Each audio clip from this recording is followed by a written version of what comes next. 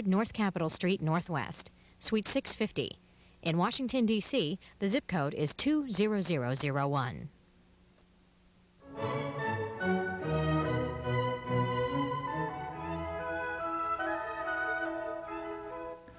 Up next on C-SPAN, it's a one-year review of the Exxon Valdez oil spill cleanup and damage assessment by the House Interior and Insular Affairs Subcommittee on Water Power and Offshore Energy Resources.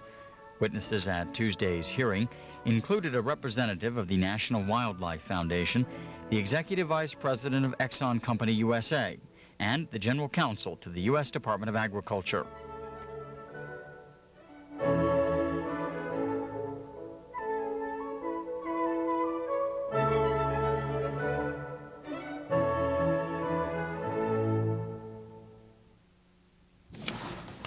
Everybody's going to inform me they're going to be sworn.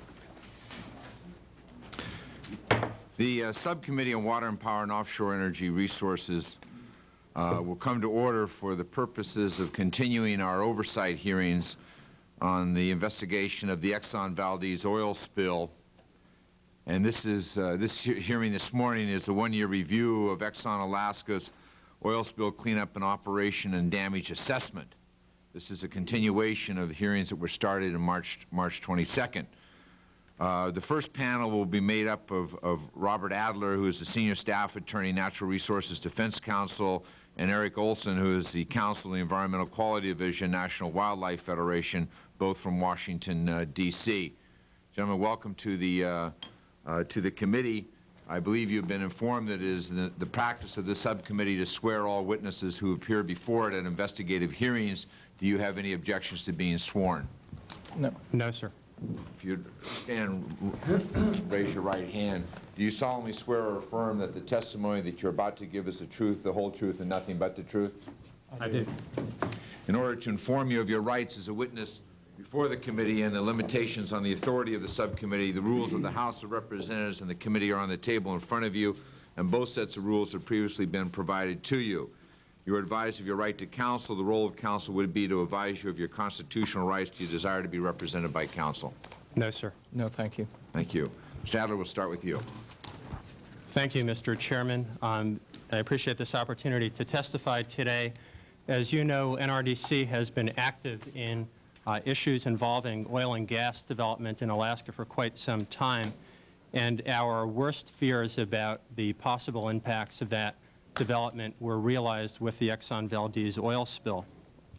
We're here today primarily to address serious inadequacies in the natural resource damage assessment program for the oil spill.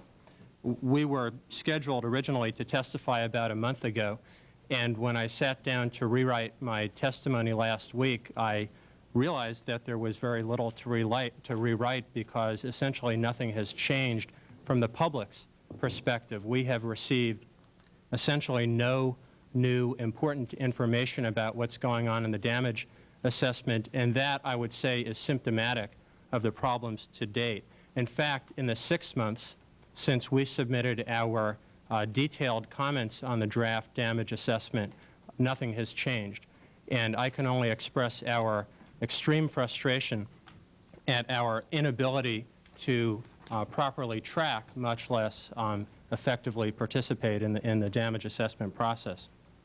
The damage assessment is important for 3 reasons. First, it's the foundation of the federal and state government's economic damage claims against Exxon. And without an adequate damage assessment, Exxon and Alyeska cannot properly be held accountable for the spill. Second, from a matter of sheer public policy, an adequate damage assessment is essential to understand what the effects are of major oil spills such as this. And therefore, it is critical to future